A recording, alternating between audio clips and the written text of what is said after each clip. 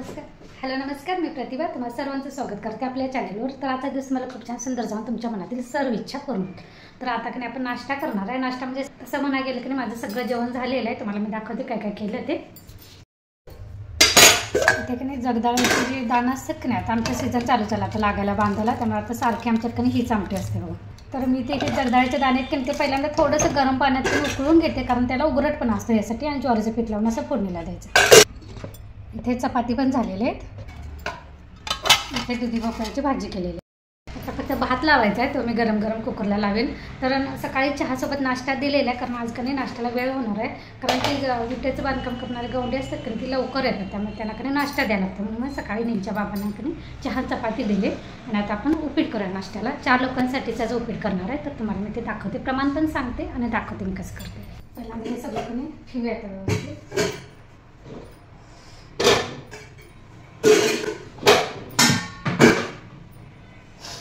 थोडंसं पुसून घ्या, ओटा वगैरे झालेला आहे। आता इकडे की भांडी पण थोडीशी झालेले आहेत, थोडी अजून कधी तिथं बाकी आहेत, बेसिनमध्ये आहे। ते नाश्ता झाल्यानंतर कधी ती काढेल। हे थोडंसं पीठ पडलेलं आहे, ते आमटीला ज्वारीचं पीठ असं भरभरलं ना, ते पडलेलं आहे, ते थोडंसं पुसून घेऊया, त्यानंतर नाश्त्याला सुरुवात करूया।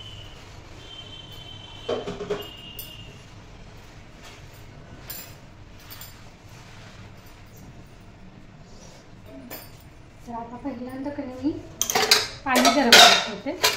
तर ही जो कटोरा आहे की ही जी वाटी आहे की नाही, ह्याची मी 2 वाटी रवा घेणार आहे, म्हणजे 4 लोकांसाठी पुरेसा। एका वाटीमध्ये 2 जण बसतात। तर हे मी रवा 4 वाटी घेणार आहे, तर त्याच्यात दुप्पट कधी पाणी घ्यायचं। तर बरोबर प्रमाणात म्हटलं तर ना 2 वाटी रव्याला 4 वाटी पाणी घ्यायचं। पण कधी ज्यांना बरोबर असं मऊ मऊ उपीट लागतं, एकदम असं थोडंसं गीर लागतं आणि मऊ मऊ लागतं, त्यामुळे मी कधी 5 वाटी म्हणजे 1 वाटी पाणी जास्त घालते। तर तुमच्यात पण तसं जर आवडत असेल ना, तर 5 वाटी पाणी घाला, नाहीतर अगदी परफेक्ट प्रमाण म्हटलं ना, तर जितका रवा असेल त्याच्या दुप्पट पाणी घालायचं।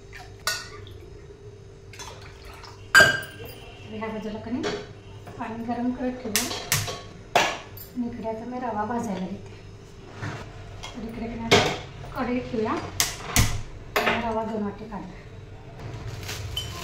थोडासा किराणा आणून ठेवलेला आहे, जितकं संपलेलं आहे ते मला हे जर कधी बरण्या घासायचे, त्यामुळे मी त्याने हा किराणा भरलेला नाही। आपल्याला नाश्त्यासोबत चहा बनवायचं आहे, तर ते पाणी गरम झालं की त्या बाजूला चहाचं भांडं ठेवूया, आपण चहाचं साहित्य पण घालून घेऊया।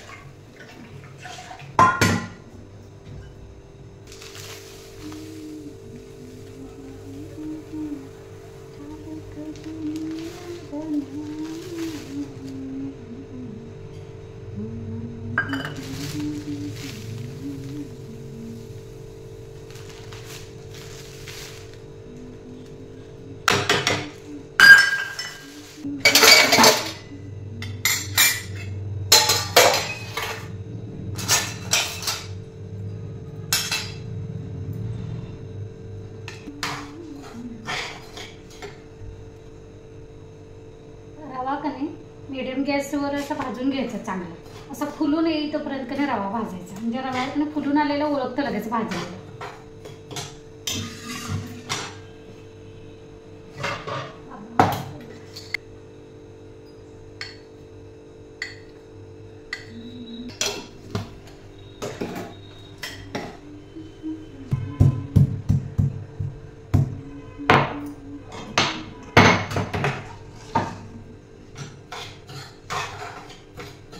आणि रवा भाजताना कधी सारखं असं परतत राहायचं, म्हणजे सगळ्या बाजूने कधी रवा चांगला भाजतो।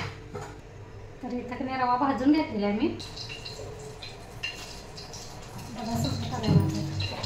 कधी आणला होता माहिती आहे, दसऱ्याच्या अगोदर आणला।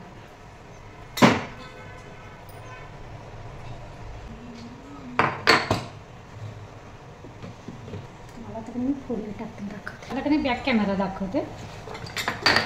तर चांगलं तापलेलं आहे, आता कधी मोहरी टाकायची। मोहरी चांगली कधी तडतडू द्यायची। मोहरी तडतडली की आपण थोडीशी कधी उडदाची डाळ टाकायची। उडदाची डाळ कधी उपीटमध्ये कधी पण फोडणीला टाकून बघा, किती छान असं उपीटला कधी खमंगपणा येते। त्यानंतर जिरा टाकायचा, त्यानंतर हिरवी मिरची टाकायची बारीक चिरून।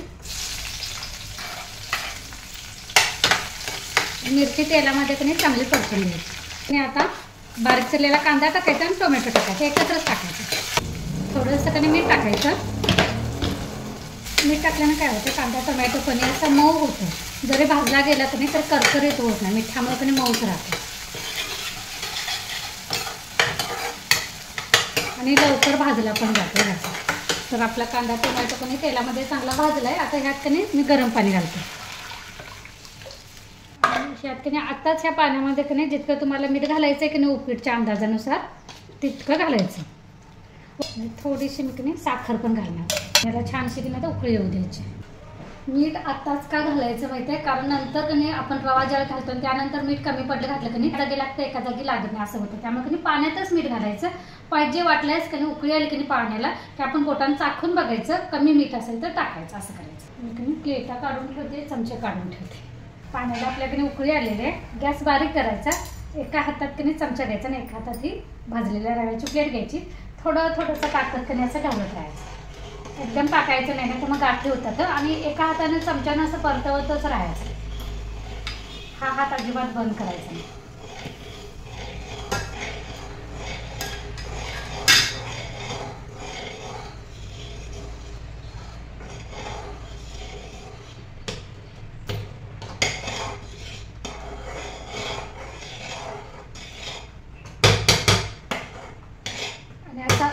आपल्याकडे जर तुमच्याकडे जर उलापणं असेल तर उलापण्यानं हलवलं तरी चालतंय. आता ते माझ्याकडे भांड्यात आहे म्हणून मी हा खोलगट चमचा घेतलाय. खोलगट चमचा जर घेतला की नाही असं पालती घालून हे करायचं. असं केलं की नाही तर ह्याला चिकटते. मग असं पलटी करायचं आणि पलटी चमच्यानंच असं परतत राहायचं. गाठी होत नाही जर अशा प्रकारे उपीट नाही केलं. पाण्याचं प्रमाण पण बघा अगदी व्यवस्थित झालेलं आहे.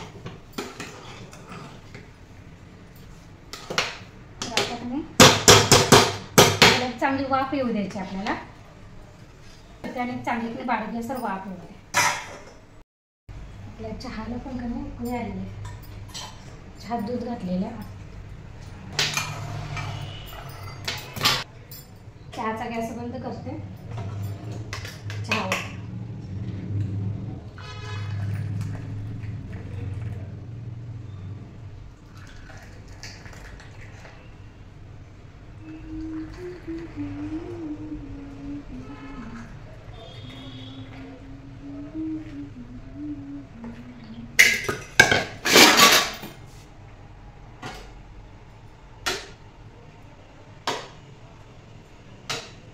चहा झालेला आहे.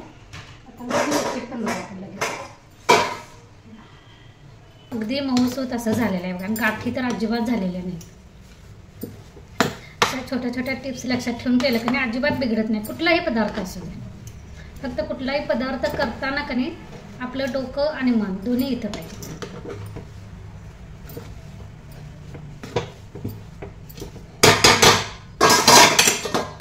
आता वरून चिरलेली कोथिंबीर टाकूया.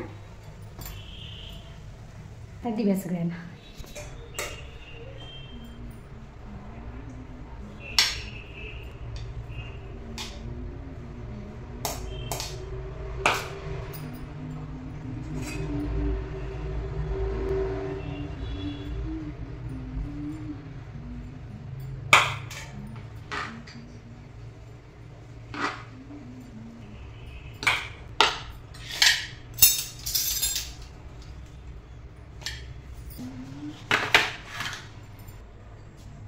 हे बघा नाश्ता आणि चहा दोन्ही तयार देऊन येते.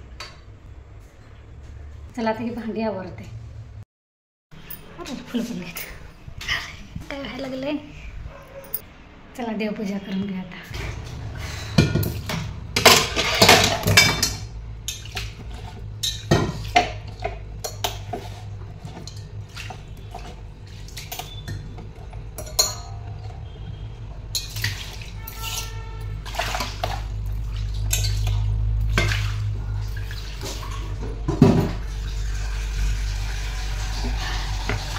देवपूजा झालेली आहे. भांडी पण कधी होती ती घासून घेतली. आता ओटा देऊया म्हणजे काम होईल.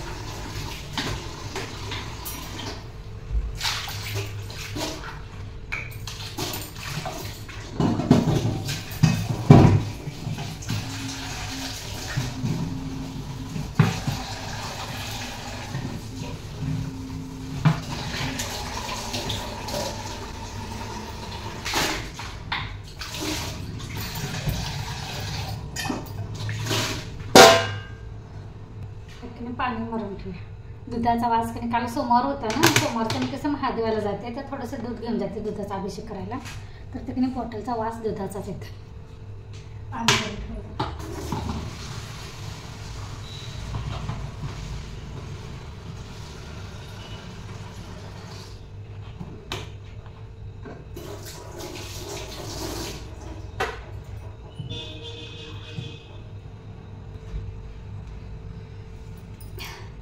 चला माझी आता सगळी कामं झालेली आहेत. ह्यासोबतच आता व्लॉग पण इथंच बंद करते. पुन्हा भेटू नवीन व्लॉगमध्ये. तोपर्यंत धन्यवाद.